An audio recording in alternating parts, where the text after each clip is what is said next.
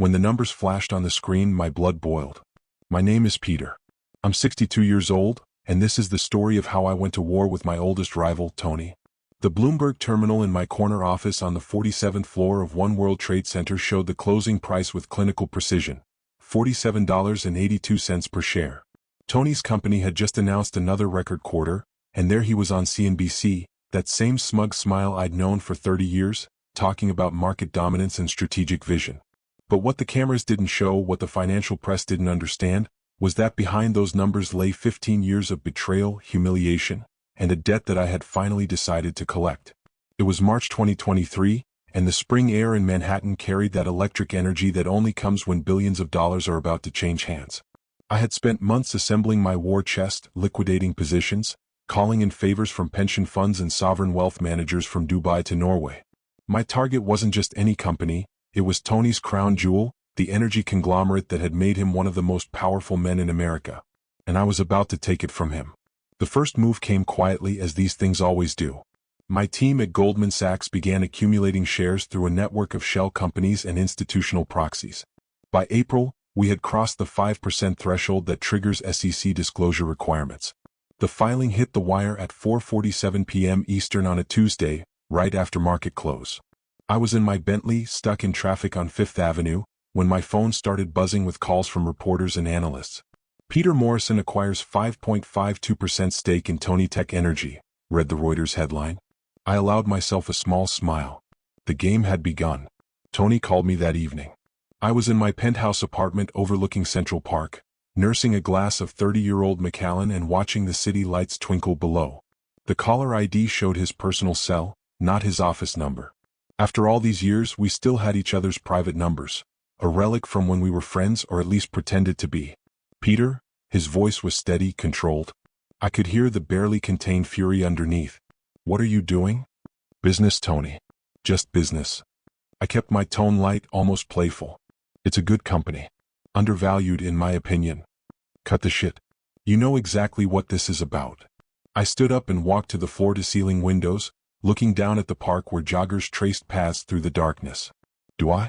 Enlighten me. There was a long pause. When he spoke again, his voice was quieter, more dangerous. If you want to dance, Peter, let's dance.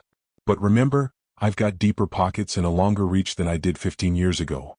The line went dead.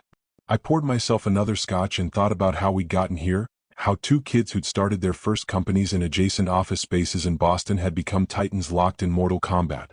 The memories came flooding back like scenes from a movie I'd watched too many times. It was 2008, the year the world nearly ended. Lehman Brothers had just collapsed, and the financial system was hemorrhaging blood. I had built a substantial position in Regional Bank of New England, a mid-sized institution that I believed would survive the crisis.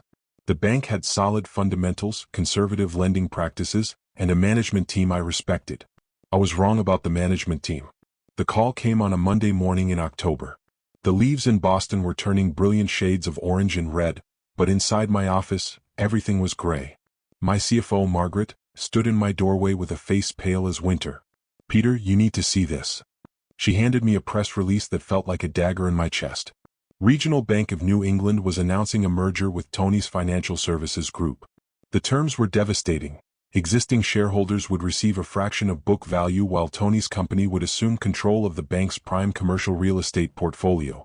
What made it worse, what made it unforgivable, was that I discovered Tony had been negotiating the deal for months while publicly supporting the bank's independence.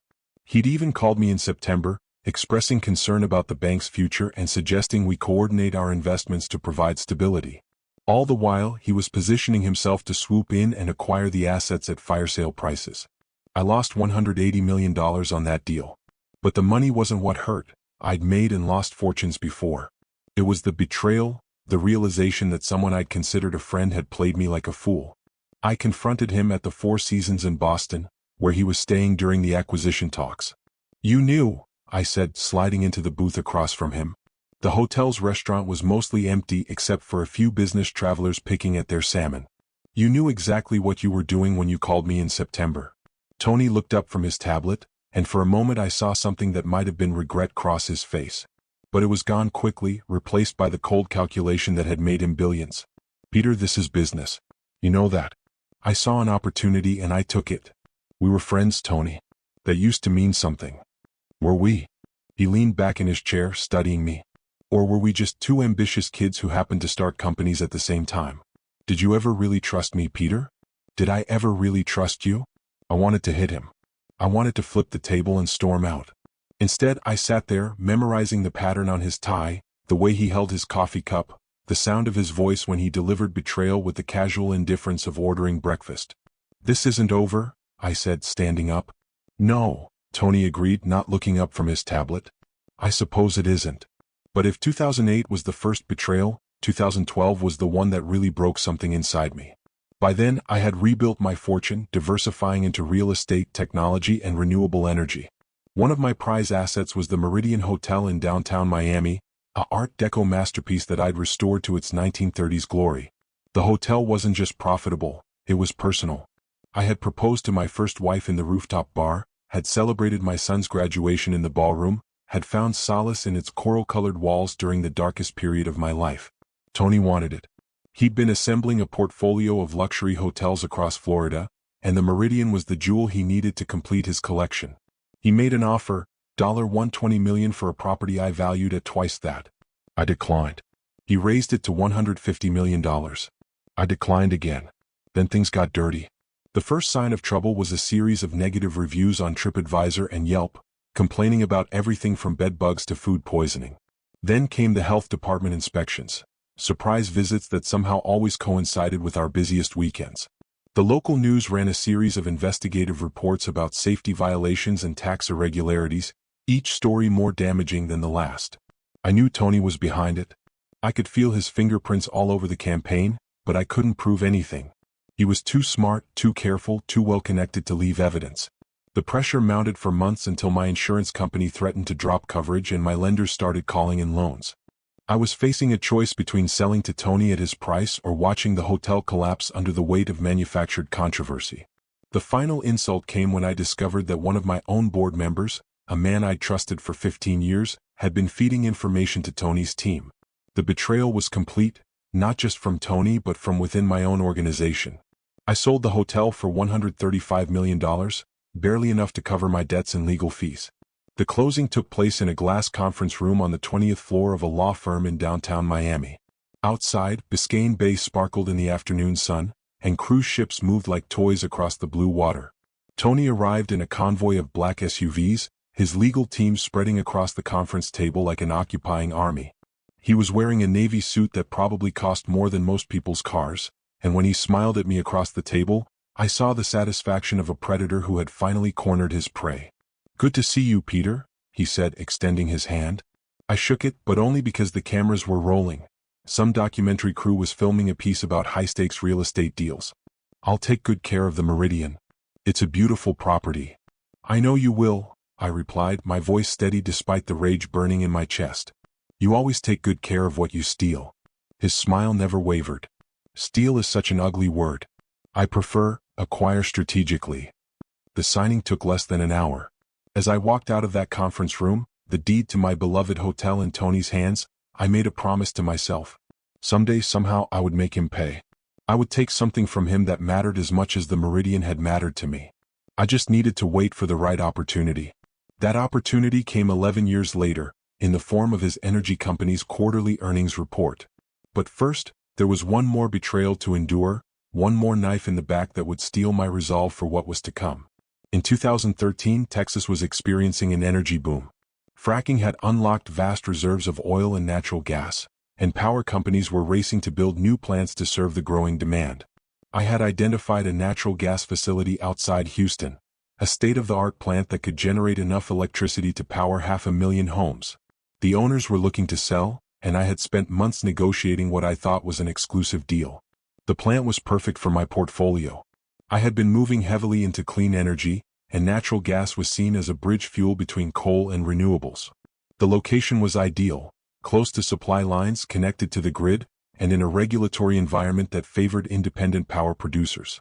I had agreed to pay $850 million for the facility, pending final due diligence. That's when Tony made his move. He had been watching my activities, studying my strategy, and he understood the value of the Houston plant as well as I did. But instead of competing openly, he chose to sabotage the deal from within. He contacted the plant's owners directly, offering $900 million cash with a faster closing timeline. More importantly, he convinced them that my financing was uncertain, that I was leveraged too heavily to complete the purchase. It was a lie, but it was a convincing lie. Tony had relationships with half the banks in Texas, and he used those relationships to spread doubt about my creditworthiness. By the time I learned what was happening, the owners had already signed a letter of intent with Tony's company. My lawyers sent angry letters, threatened litigation, demanded compensation for our time and expenses. Tony's response was a single sentence: "All's fair in love and business." I lost that deal and with it, my foothold in the Texas energy market. But more than that, I lost something harder to quantify: my faith in the idea that there were still rules, still boundaries that even ruthless men wouldn't cross. Tony had shown me that friendship was a luxury he couldn't afford, that trust was a weakness to be exploited. If he wanted to play by those rules, I would learn to play by them too. And so, 15 years later, sitting in my office above the rebuilt World Trade Center, watching Tony's smug face on television, I finally made my move. The 5.52% stake was just the beginning. Within weeks, I had increased my position to 6.3%, making me the second largest shareholder in Tony Tech Energy. The financial press was calling it a hostile accumulation, and they weren't wrong. I was coming for him and everyone knew it. The chess match that followed was played out in the pages of the Wall Street Journal and the Financial Times, in conference calls with analysts and closed-door meetings with institutional investors. Tony tried to portray my moves as the desperate gambit of a has-been trying to relive past glories. I positioned myself as a concerned shareholder seeking to unlock value in an undermanaged company. Both narratives had elements of truth, but the real story was simpler and older than either of us wanted to admit. This was personal. By August 2023, I was ready to make my final play. I had assembled a coalition of pension funds and hedge funds who shared my concerns about the company's direction. We controlled nearly 15% of the outstanding shares, enough to force a shareholder vote on major strategic decisions. I called for a special meeting to consider a buyout offer, $333 million to take the company private and unlock what I claimed was $2 billion in hidden value. The announcement sent shockwaves through the energy sector. Tony Tech Energy's stock price jumped 18% in after-hours trading, and suddenly every business channel was running special segments about the battle of the billionaires. I did interviews from my office, from my home in the Hamptons, from the deck of my yacht in Martha's Vineyard. In each one, I played the role of the concerned investor, the voice of reason calling for change. But Tony wasn't finished. He had survived and thrived for 40 years by never backing down from a fight, and he wasn't about to start now. While I had been accumulating shares slowly and methodically, he had been quietly building his own war chest. The counterattack came on a Thursday morning in September, delivered in the form of an SEC filing that hit the market like a thunderbolt. Tony had increased his personal stake in the company to 25.58%, making him not just the CEO and chairman but the controlling shareholder. He had used a combination of personal funds, company buybacks, and strategic partnerships with foreign investors to cement his grip on power. My buyout offer was dead on arrival. You can't take a company private when the founder owns a quarter of it and has no intention of selling. I was in the Hamptons when the news broke, standing on the deck of my beach house and watching the waves roll in from the Atlantic. My phone was buzzing constantly with calls from reporters, lawyers, and investors, but I ignored them all. I had lost and we both knew it. The only question was how I would make my exit. The call came that afternoon. Tony's voice was different this time. Not triumphant, not gloating, just tired. "Peter, I think it's time we talked. I'm listening. You played a good game. Better than I expected. But it's over now. You know it, I know it, and the market knows it." Feet sinking into the sand that was still warm from the afternoon sun. A couple was walking their golden retriever in the distance, and for a moment I envied their simple, uncomplicated happiness. "What do you want, Tony?" "I want to buy you out. Clean exit, premium price, no hard feelings. You get to walk away with your dignity intact. And if I refuse? Then you hold on to a minority stake in a company you'll never control, watching me succeed with assets you wanted but couldn't take. Is that really how you want this story to end?" I thought about it for a long time, listening to the rhythm of the waves and the cry of seagulls overhead. He was right, of course. I could hold on to my shares, attend shareholder meetings, file proxy statements, and make speeches about corporate governance. But the war was over and I had lost. The question was whether I would be gracious in defeat or petty in defiance. "All right, Tony. But I want $52 per share and I want the deal done before Christmas. Done. The sale was completed in November 2023, just as the first snow was falling in New York. I received $342 million for my stake, a profit of nearly $80 million in 8 months. The business press called it a masterclass in activist investing, praising my ability to identify value and extract a premium exit. But I knew the truth. I had failed. For all my planning, all my resources, all my righteous anger, Tony had outmaneuvered me once again. The night the deal closed, I sat in my study with a bottle of wine and a yellow legal pad, trying to understand what had gone wrong. The room was quiet except for the ticking of an antique clock my grandfather had given me, and outside, the first blizzard of the season was painting the city white. I wrote down numbers, strategies, alternative scenarios, but the conclusion was always the same. As I told my lawyer the next morning, 2 captains cannot man a ship. Tony had understood that from the beginning. I had taken too long to learn the lesson. But even in defeat, there was a strange satisfaction in what I had accomplished. For 8 months I had made Tony's life hell. I had forced him to spend hundreds of millions of dollars defending his position, to endure constant scrutiny from regulators and shareholders, to wake up every morning wondering what new assault I might launch. The business press had portrayed him as embattled, distracted, vulnerable. His stock price had gyrated wildly, his board meetings had become war councils, and his carefully cultivated image as an untouchable mogul had been tarnished. Most importantly, I had shown him that his actions in 2008, 2012, and 2013 had consequences. The betrayals hadn't been forgotten or forgiven, they had been stored up like ammunition, waiting for the right moment to be deployed. I got my revenge, but as I sat in that study watching the snow fall, I realized that revenge was a hollow victory. The bank shares were still lost, the hotel was still gone, the power plant deal was still dead. All I had accomplished was proving that I could hurt him as much as he had hurt me. The months that followed were strange and disorienting. For 15 years, my hatred for Tony had been a constant companion, a source of motivation and energy that had driven me to build my fortune and plan my eventual counterattack. With that goal accomplished and abandoned, I felt empty, purposeless. I traveled extensively, to Japan to study meditation, to Switzerland to ski in the Alps, to New Zealand to sail in pristine waters. But everywhere I went, I carried the same question: what now? The answer came in February 2025, in the form of an unexpected phone call. I was in Miami staying at my house on Star Island, when my assistant knocked on my office door. "Mr. Morrison? Mr. Tony is here to see you." I found him standing on my terrace, looking out at Biscayne Bay where a parade of yachts moved slowly through the afternoon heat. He was wearing khakis and a polo shirt, looking more like a retiree than a billionaire, and when he turned to face me, I saw that the years had aged him. His hair was more gray than black now, and there were lines around his eyes that hadn't been there during our corporate battle. "Hello, Peter." His voice was softer than I remembered, lacking the edge that had characterized our phone calls and public statements. "Tony."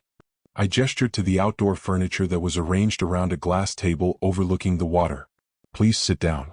Can I get you something to drink? Coffee would be good. Black." I brought out a tray with coffee and pastries, and for a few minutes we sat in silence, watching the boats and listening to the sound of waves against the seawall. Finally he spoke. "I came here to apologize." The words hung in the air between us like a challenge. I studied his face, looking for signs of manipulation or calculation, but all I saw was weariness. "For what, specifically?" "All of it. The bank deal in 2008. The hotel in 2012.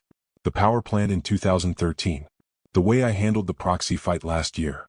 He paused, picking up his coffee cup with hands that shook slightly.